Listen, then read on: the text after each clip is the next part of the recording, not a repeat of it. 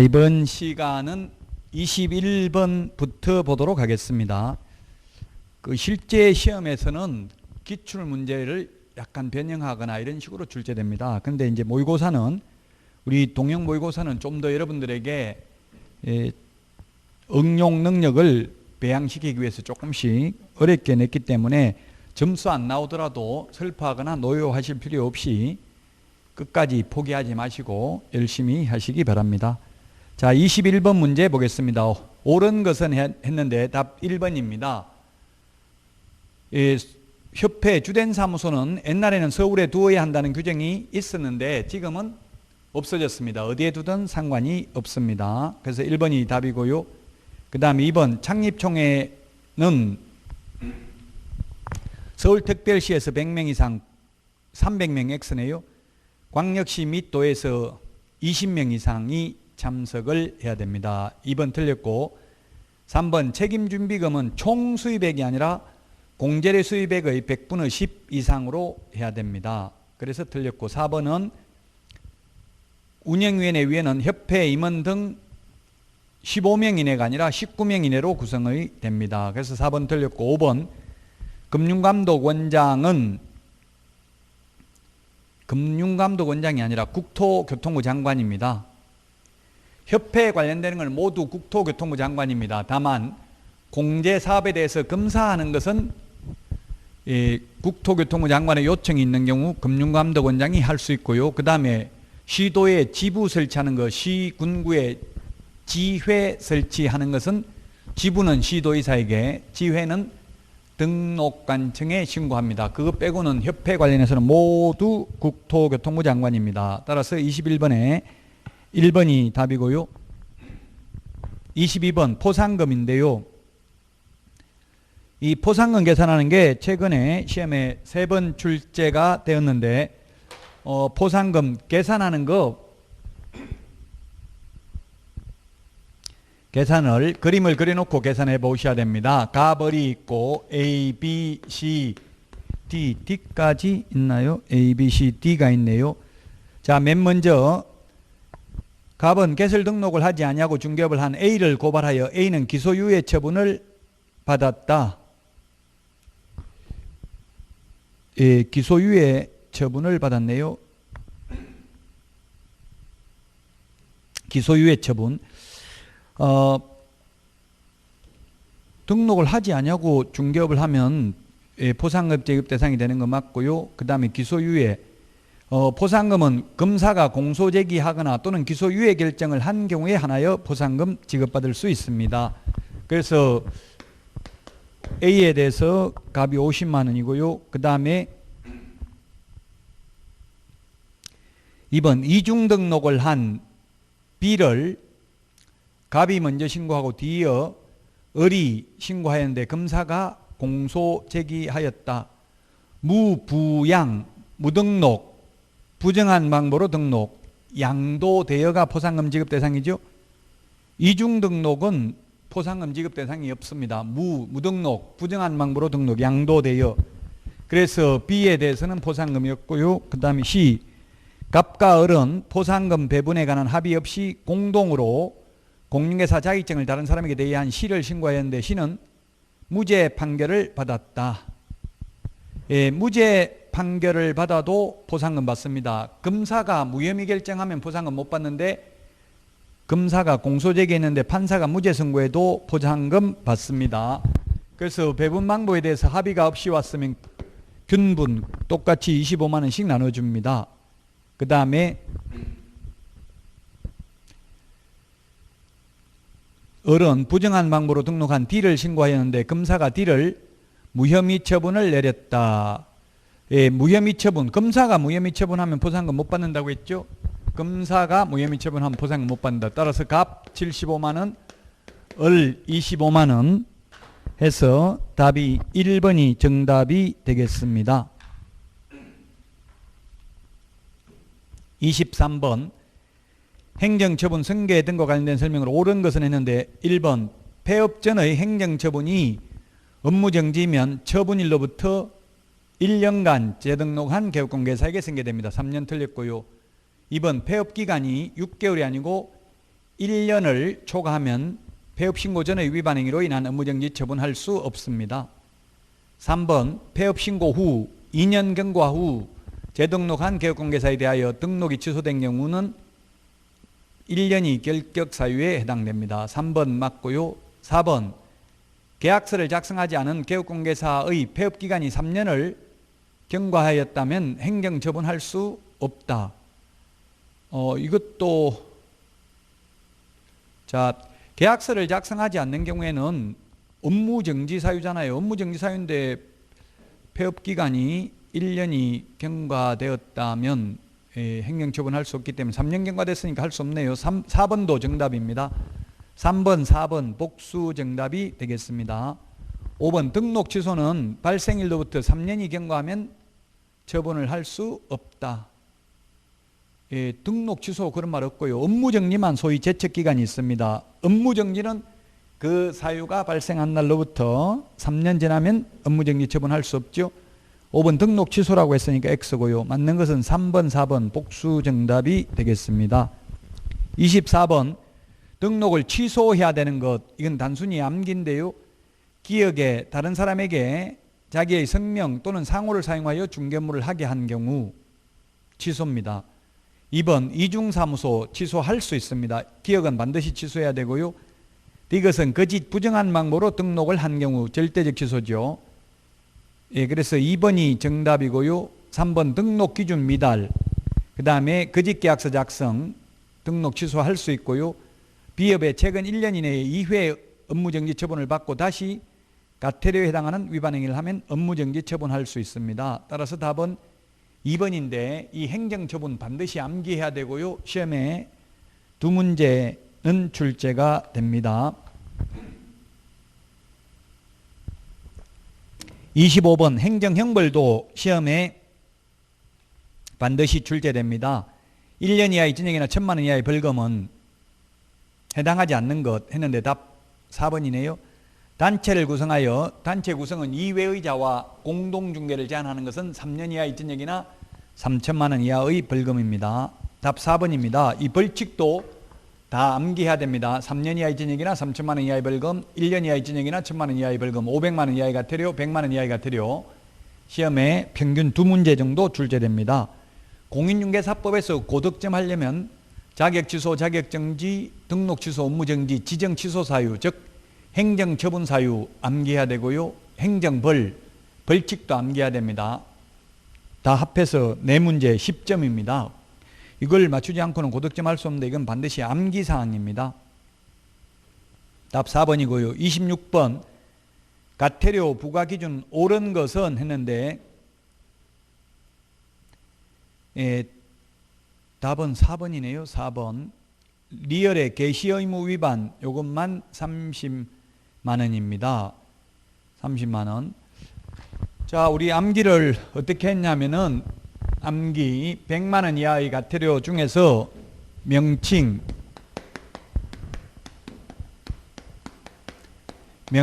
광, 반납, 보이게, 휴가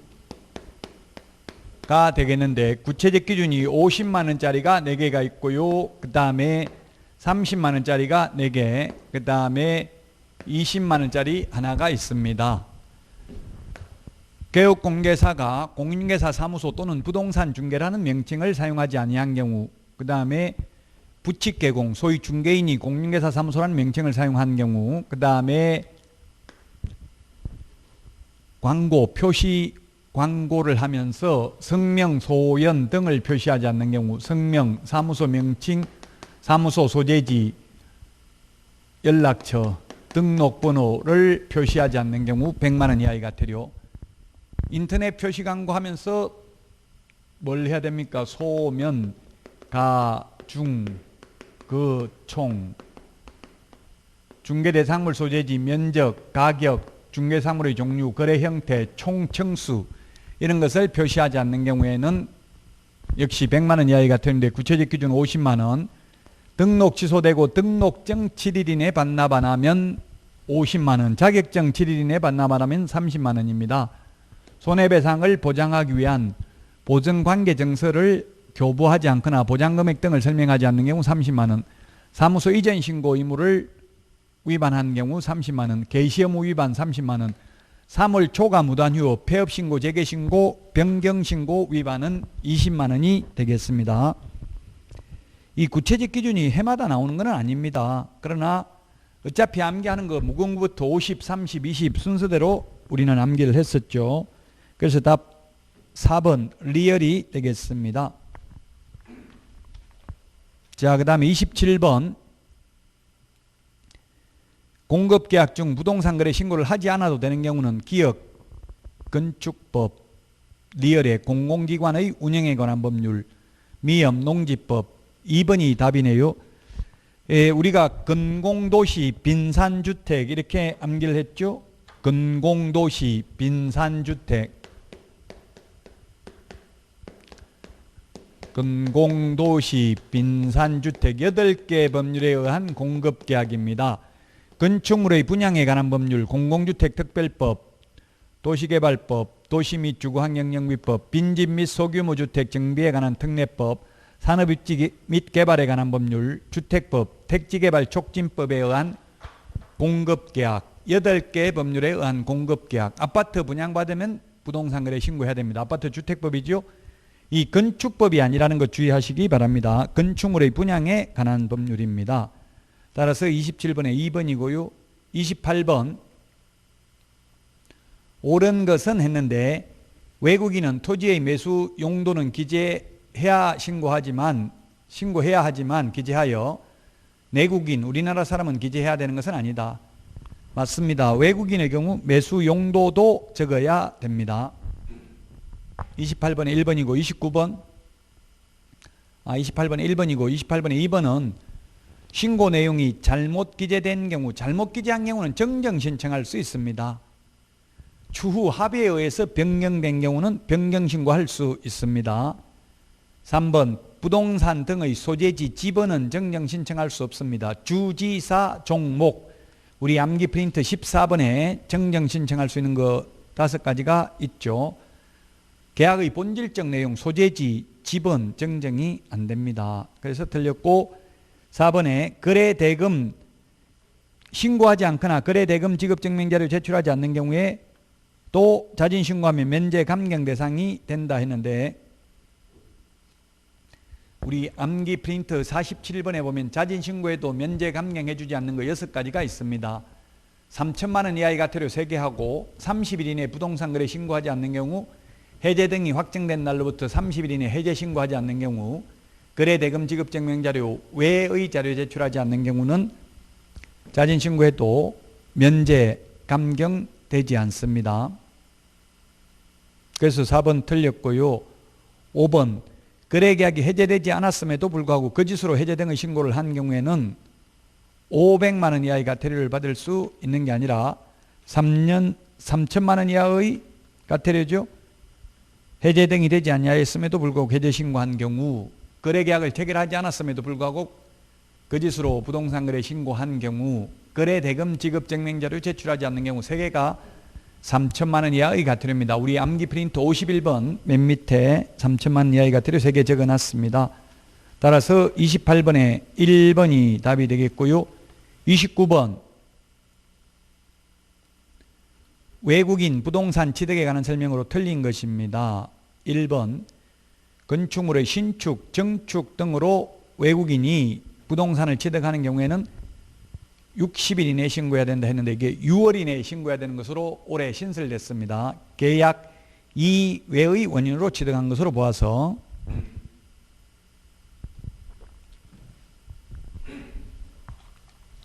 29번에 1번이 따라서 정답이고요.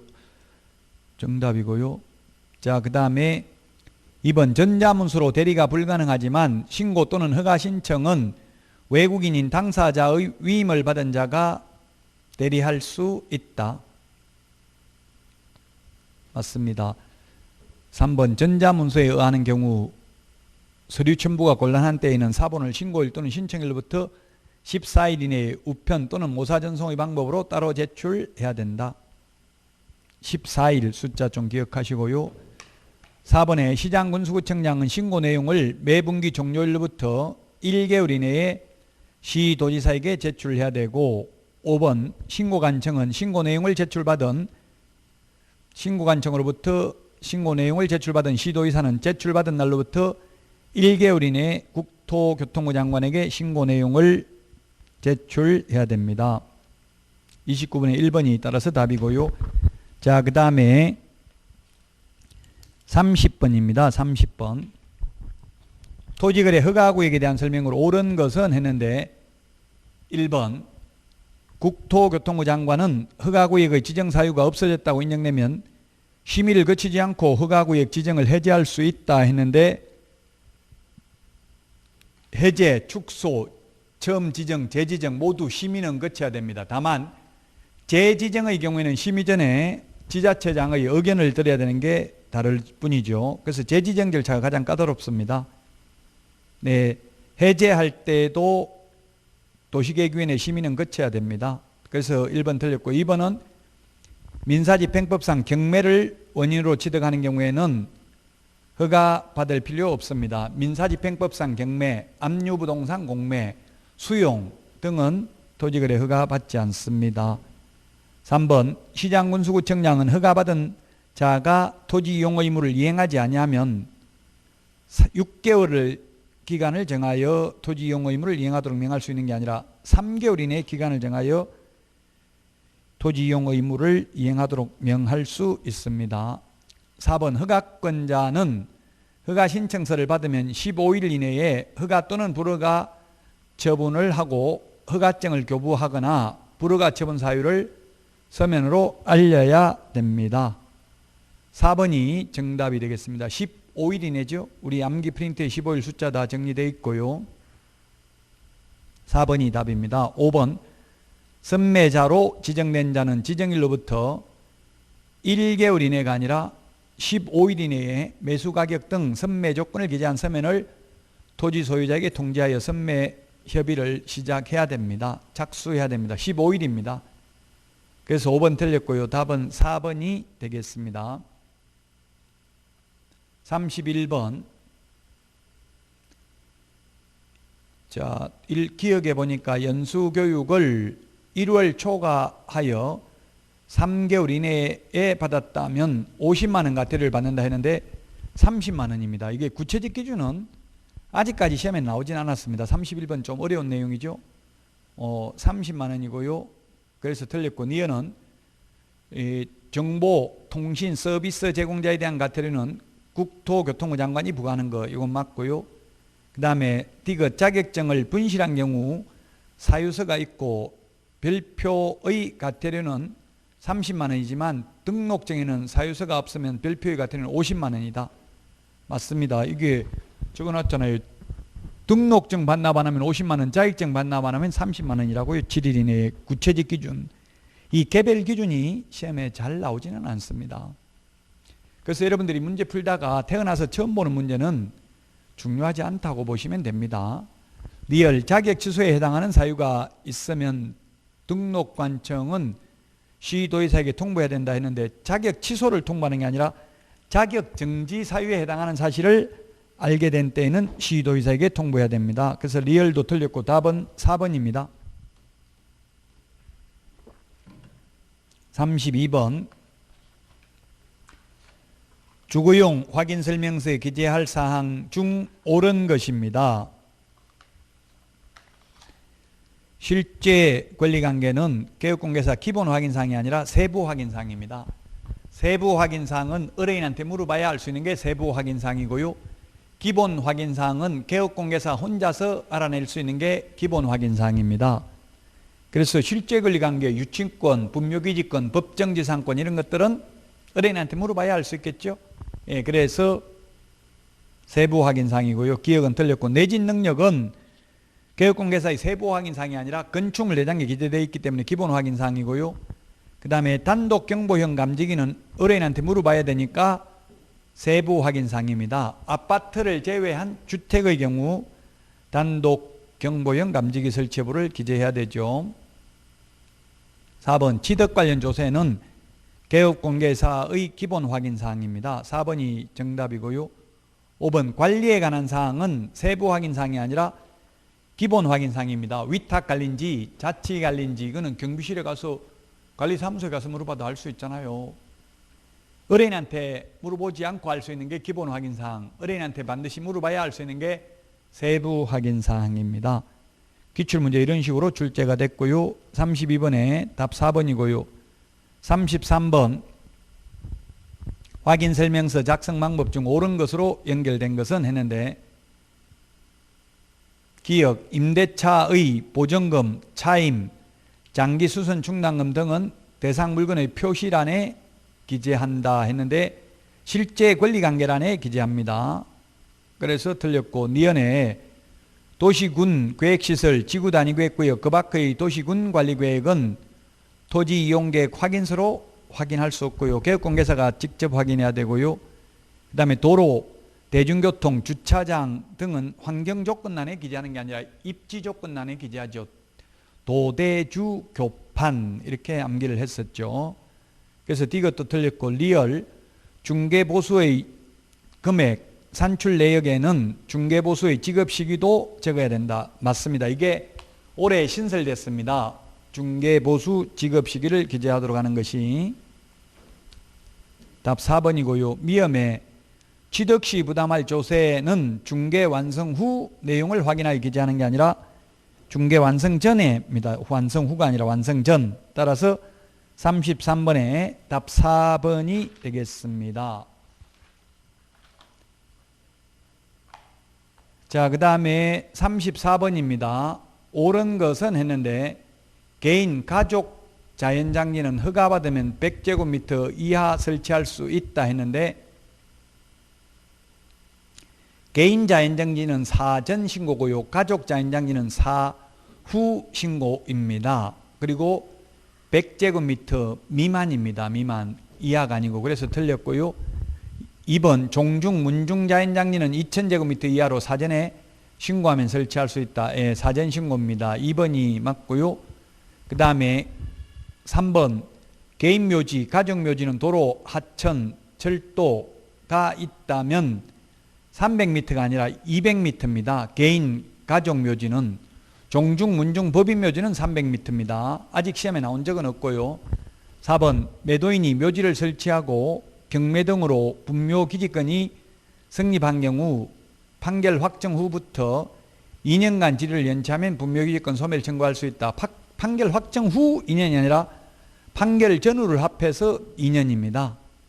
그래서 4번 틀렸고 이게 우리 민법에서 지상권 소멸 청구할 수 있는 거하고 마찬가지입니다. 지상권도 지료를 2년간 연체했을 때 판결 전후 2년간 연체했을 때 지상권 소멸 청구할 수 있는 것과 마찬가지로 분묘기지권도 판결 전후를 합해서 2년간 지료를 연체했으면 분묘기지권 소멸 청구할 수 있습니다. 5번 공동선조의 후손들로 구성된 종중이 선조의 분묘를 수호 관리하였다면 분묘의 수호 관리권 내지 분묘기지권은 종손에게 기속하는 게 아니라 종중에게 기속합니다. 종중에게. 이거는 원칙은 종손이지만 5번처럼 공동선조의 후손들로 구성된 종중이 선조의 분묘를 수호 관리하였다면 분묘기지권은 종중에게 기속됩니다. 자, 그래서 34번에 2번이고요. 35번 전자계약과 관련된 거 틀린 것입니다. 1번 공인인정 기술을 이용해서 공인된 문서 보관센터에 보관하는 전자방식의 시스템을 말하고요. 2번 공인중개사법에서도 확인설명서, 거래계약서를 전자적으로 처리할 수 있도록 규정하고 있습니다. 즉 공인전자문서센터에 보관된 경우에 따로 종이계약서, 종이확인설명서를 출력해서 보존할 필요가 없습니다. 3번 운용주체는 국토부 장관이고요. 산업인력공단에 위탁하여 운용하고 있는 게 아니라 한국감정원에 위탁하여 운용하고 있습니다. 답 3번이고요. 4번 계약 당사자는 전자계약 시스템에 로그인하여 계약 완료, 문건 조회를 할 수 있고 조회나 거래계약서 출력도 가능합니다. 5번 전자서명이 완료된 이후에는 계약 해제 후 다시 계약서를 작성해야 됩니다. 전자서명이 완료되기 전에는 수정할 수 있습니다. 답 3번입니다. 한국산업인력공단이 아니라 한국감정원의 위탁 관리에서 운영하고 있습니다. 그래서 여러분들이 전자계약과 관련해서 궁금한 점이 있으면 부동산 거래 전자계약 시스템, 부동산 거래 전자계약 시스템이라고 치면은 홈페이지가 나오는데 홈페이지 맨 밑에 보면 원격 지원 서비스라고 해서 전화번호 나옵니다. 여기에 전화해서 물어보시면 될 것입니다.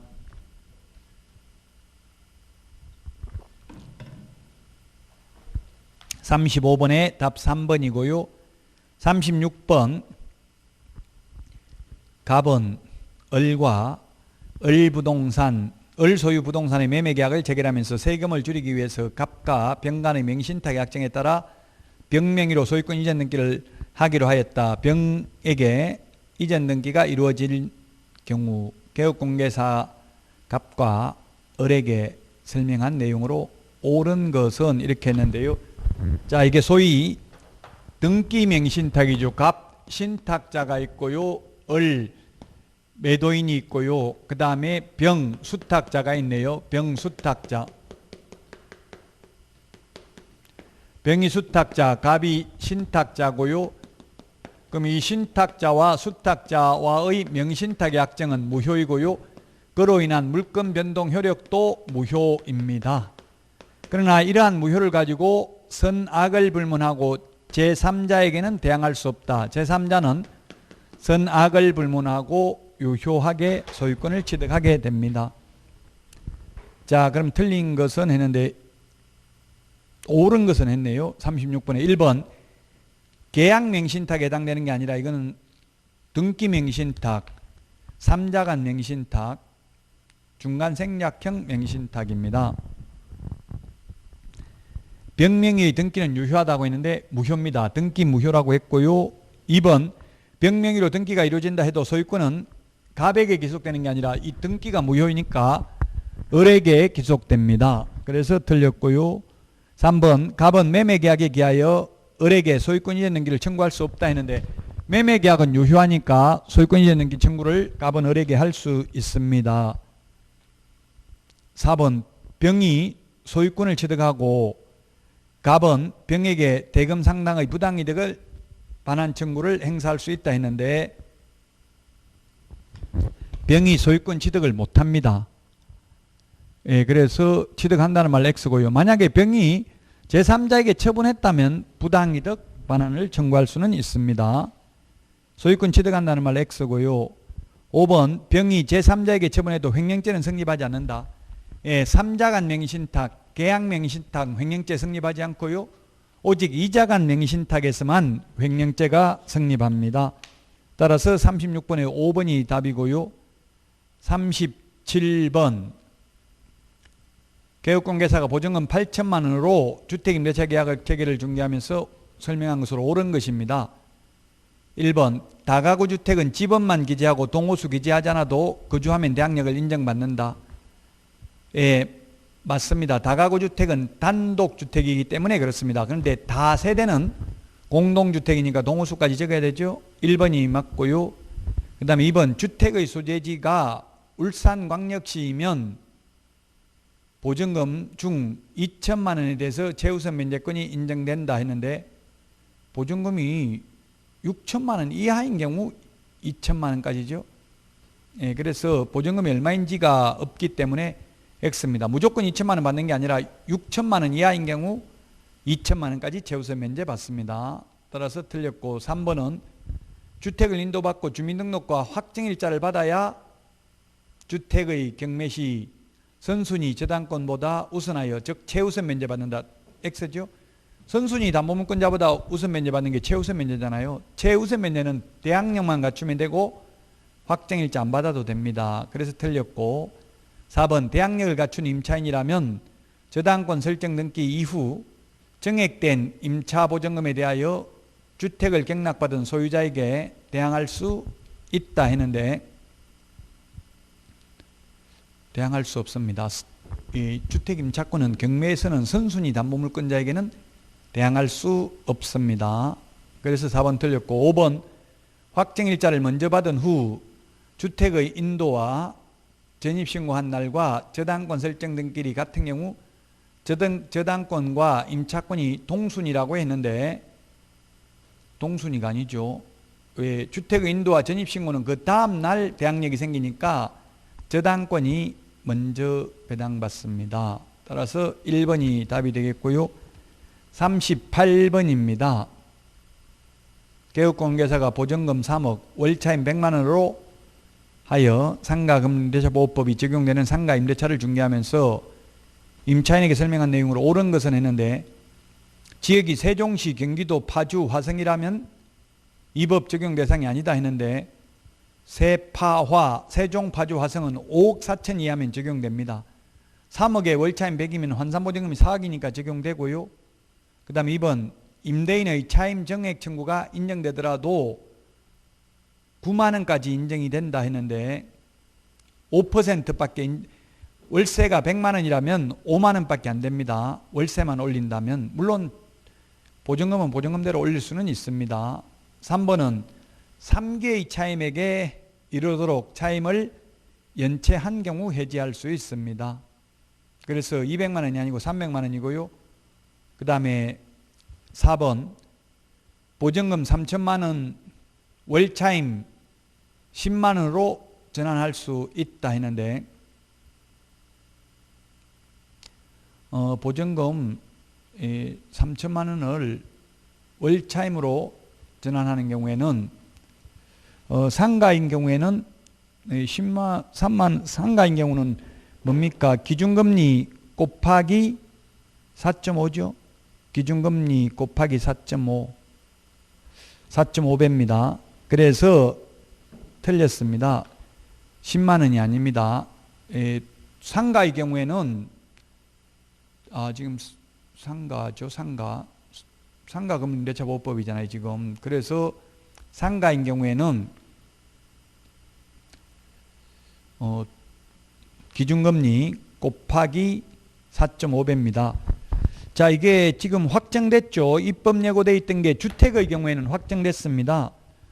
주택의 경우 만약에 이게 주택이라면 어떻게 되겠어요? 주택이라면은 옛날에는 3천만 원을 월세로 돌리려면은 곱하기 4% 해가지고 3, 42, 120만 원 120만 원 나누기 12달 하면 한 달에 10만 원이 맞는데 지금 이게 이제 확정됐습니다. 확정돼 가지고 4%가 아니라 기준금리 더하기 2%로 바뀌었습니다. 그럼 기준금리가 0.5%니까 2.5%로 바뀌었고요. 2.5%면 만약에 주택인 경우를 말합니다. 주택인 경우에는 1년에 75만 원이고요. 75만 원 나누기 12달 하면 한 달에 62,500원 밖에 못 받습니다. 주택은 기준금리 더하기 3.5%가 기준금리 더하기 2%로 바뀌었다고요. 확정됐습니다. 입법 예고되어 있던 내용이.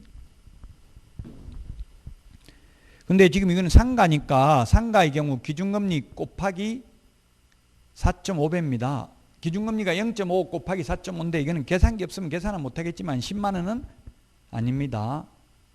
그래서 4번도 틀렸고 5번 기타 지역이라고 해도 대항력, 권리금, 계약갱신 요구권은 보장받을 수 있다. 5번이 답이네요. 예. 금액과 상관없이 모든 지역에 대해서 적용되는 게 6가지가 있죠. 표준 대게, 영덕 표준 대게 먹으라고 권했다. 표준 권리금 계약서 국토부 장관이 사용을 권장할 수 있고요. 상가금융임대차 표준 계약서 법무부 장관이 사용 권장할 수 있습니다. 표준 권리금 계약서는 국토부 장관, 상가금융임대차 표준 계약서는 법무부 장관이 사용을 권장할 수 있고요. 그 다음에 대항력, 계약갱신 요구권, 권리금 회수 기회 보장 3개의 차임액을 연체했을 때 해지할 수 있는 거 요거는 보증금과 상관없이 적용되니까 5번이 정답이 되겠습니다. 39번 경매에 대한 설명으로 틀린 것은 했는데 경매가 취하되면 압류의 효력도 소멸됩니다. 소멸되지 않는다. 이게 틀렸네요. 1번이 답이고요. 2번 매각 불허가 결정으로 새 매각 기일이 지정되면 저감률은 적용되지 않는다. 예, 유찰돼서 새 매각할 때만 상당한 금액을 저감합니다.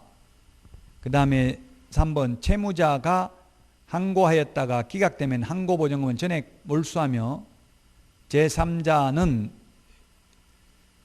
이자 정도의 금액은 반환을 청구할 수 없다 했는데 채무자 소유자는 몰수됩니다. 근데 임차인 등은 이자 빼고 나머지 금액은 돌려달라 할 수가 있습니다.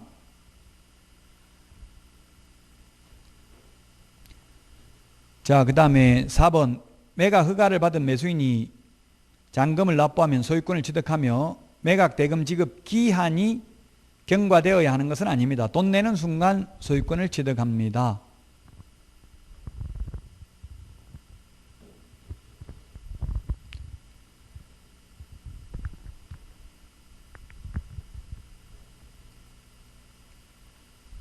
(3번은) 그 채무자 소유자는 전액 몰수되고 채무자 소유자 이외의 자는 이자 빼고 나머지 금액은 돌려달라 할 수 있다고요. 그래서 틀렸고 4번은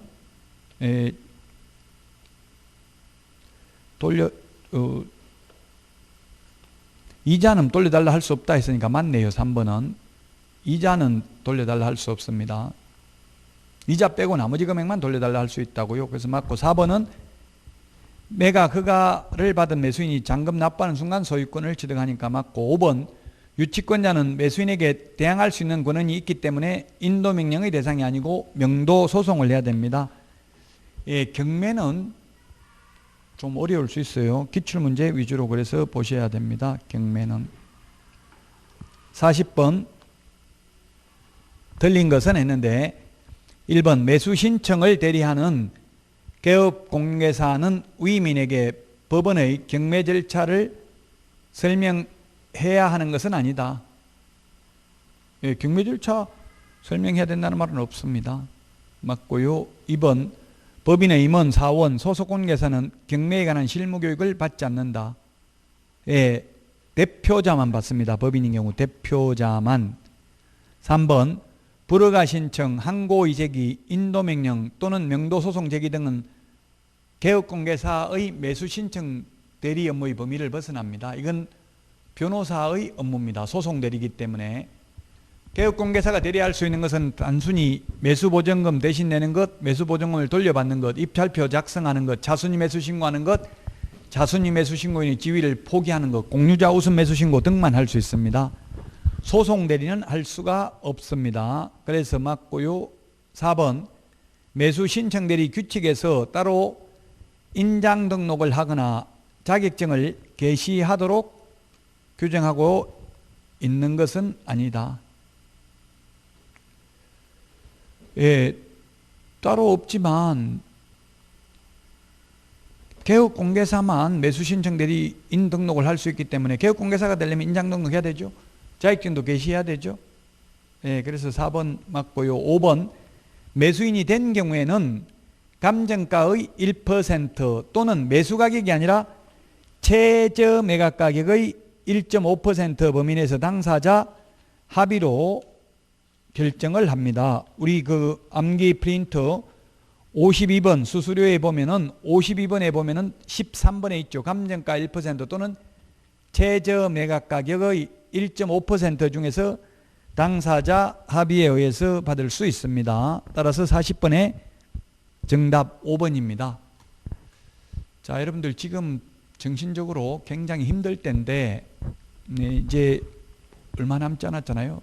한 달도 채 남지 않았는데 포기하지 마시고 끝까지 최선을 다해서 문제 풀어보시고 틀린 거 확인해보고 하신다면 공인중개사법은 고득점이 가능할 겁니다. 원래 올해는 공인중개사법이 원래대로 하면 쉬울 차례 작년에 어려웠기 때문에 그러나 반드시 쉽게 나온다고 단정할 수는 없을 것입니다.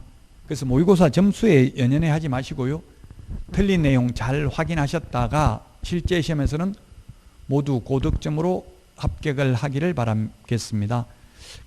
우리 추석 지나면서 바뀐 게 확정된 내용이 뭐가 확정됐다고 했어요? 지금 기준금 주택 월세로 전환하는 게 기준금리 더하기 3.5%였는데 기준금리 더하기 2%로 바뀌었고요. 그 다음에 이제 주택에서 전세입자도 만약에 전세입자에 대해서 주인이 산다고 나가라고 해놓고 다른 데 세를 주게 되면 손해배상해야 되죠.